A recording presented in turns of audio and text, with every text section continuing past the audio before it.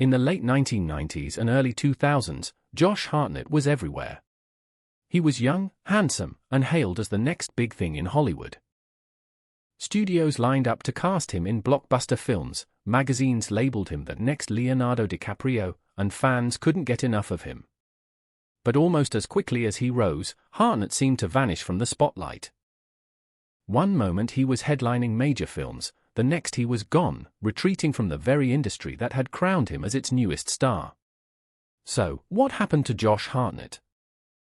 Joshua Daniel Hartnett was born on July 21, 1978, in St. Paul, Minnesota. Growing up in the Midwest, he was far removed from the glitz of Hollywood. In high school, Hartnett was more interested in sports than acting, but an injury pushed him into theater. That accident would change his life.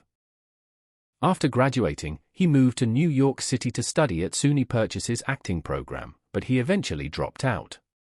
He returned to Minnesota, still unsure of his future, until he landed an agent and decided to give Hollywood a try. Almost immediately, he found success. His first major role came in the teen horror hit Halloween H20, 20 years later, 1998. Cast as Jamie Lee Curtis's son, Hartnett instantly caught the attention of casting directors. He had the perfect blend of brooding looks and vulnerability, the kind of presence that made audiences take notice.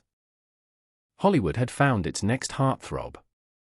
The late 90s and early 2000s were a golden era for teen-centered dramas and thrillers, and Josh Hartnett became one of the genre's poster boys. After Halloween H20, he appeared in The Faculty, 1998, directed by Robert Rodriguez. The sci-fi horror flick became a cult classic and solidified Hartnett as part of a new wave of rising stars, alongside peers like Elijah Wood and Jordana Brewster. But Hartnett wasn't satisfied with being typecast as just another teen star.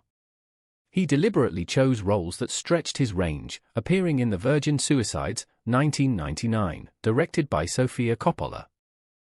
Playing Trip Fontaine, the golden boy of the neighborhood, Hartnett brought depth to what could have been a shallow role. Critics praised him, and it was clear that Hartnett wasn't just another pretty face, he had real acting chops. By the early 2000s, Josh Hartnett was on every magazine cover. He was branded as the next big thing, a young actor destined to carry Hollywood blockbusters. The studios had enormous expectations, and Hartnett seemed poised to deliver. He starred in Michael Bay's Pearl Harbor, 2001, opposite Ben Affleck and Kate Beckinsale. The film was a box office hit, grossing nearly $500 million worldwide, though critics savaged it. Regardless, Hartnett's face was now cemented in the public consciousness. That same year, he appeared in Ridley Scott's Black Hawk Down, 2001, a critically acclaimed war film that further showcased his dramatic abilities. To many, this confirmed that Hartnett wasn't just a passing fad, he was here to stay. By 2002, he had headlined romantic comedies, 40 Days and 40 Nights, crime dramas, Hollywood Homicide, and even Shakespeare, Oh! Hollywood had found its new golden boy. But for Hartnett, the pressure was overwhelming. Josh Hartnett's rise was meteoric, but behind the scenes, he was struggling. He quickly grew uncomfortable with the fame machine. The constant magazine covers, paparazzi, and studio pressure began to suffocate him. Unlike some of his peers who craved the spotlight, Hartnett found it toxic. He turned down some of the biggest roles of the 2000s. He was reportedly offered parts in Superman Returns, Batman Begins, and even Spider-Man. At the time, superhero franchises were just beginning to dominate Hollywood, but Hartnett wanted nothing to do with them. He feared being typecast and losing control of his career. In interviews, Hartnett admitted that Hollywood tried to mold him into something he wasn't. He said no to many opportunities that could have made him a household name on the level of Christian Bale or Tobey Maguire. Instead, he wanted smaller, more meaningful projects. But in doing so, he also began to drift away from the mainstream. By the mid-2000s, Josh Hartnett's career had lost its momentum. Films like Hollywood Homicide, 2003, and Wicker Park, 2004, underperformed, and the media narrative shifted from Hollywood's next big star to what went wrong. Hartnett, disillusioned, began stepping back. He moved away from Los Angeles, spending time in Minnesota and London, and avoided the Hollywood party circuit. For an actor once touted as the future of film, his retreat shocked the industry. He admitted later that he suffered from burnout. Fame had come too quickly, and he had lost himself in the chaos. Stepping back wasn't just a choice, it was a necessity for his mental health. During his Hollywood hiatus, Hartnett didn't stop acting entirely. He appeared in smaller independent films like Lucky Number 11, 2006, which became a cult favorite, and The Black Dahlia, 2006, though the latter flopped critically. But Hartnett deliberately avoided the blockbuster spotlight. He picked projects based on passion rather than profit. While this gave him creative freedom, it also meant he disappeared from mainstream consciousness. By the late 2000s, many audiences wondered where he had gone.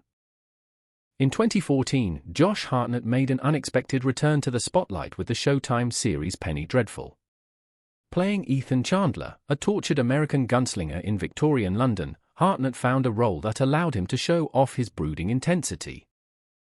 The show was a critical hit, running for 3 seasons and earning him a new wave of fans.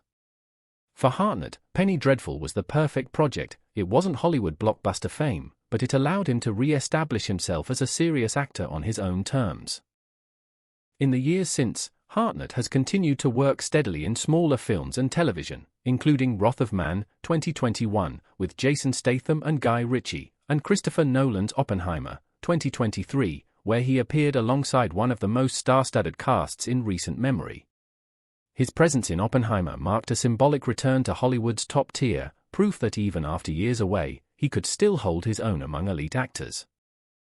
Personal life away from the spotlight. Unlike many of his peers, Josh Hartnett chose to build a private life away from the chaos of Hollywood. He married British actress Tamsin Edgerton, and together they have 3 children.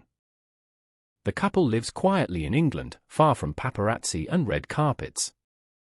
Hartnett has spoken openly about how fame nearly destroyed him in his 20s, and he deliberately avoids chasing it now. For him, happiness comes from balance, family, and creative fulfillment, not box office numbers. So, what happened to Josh Hartnett? He didn't fade because of scandal, nor did he fail because of lack of talent. Instead, he walked away. He stepped back from the Hollywood machine at the height of his fame because he realized it wasn't what he wanted. Few stars have ever made that choice. In many ways, Hartnett's story is less about failure and more about survival. He rejected the path that would have made him a global superstar in order to live a life on his own terms. And while his career may not have reached the same heights as some of his peers, he remains respected for his talent and his decision to prioritize authenticity over fame. Josh Hartnett's journey reminds us that Hollywood stardom often comes with invisible costs. Not every actor wants to play the game forever. Some, like Hartnett, find peace in stepping back, only to re-emerge when the time feels right. And now, with his role in Oppenheimer, Josh Hartnett's story has come full circle.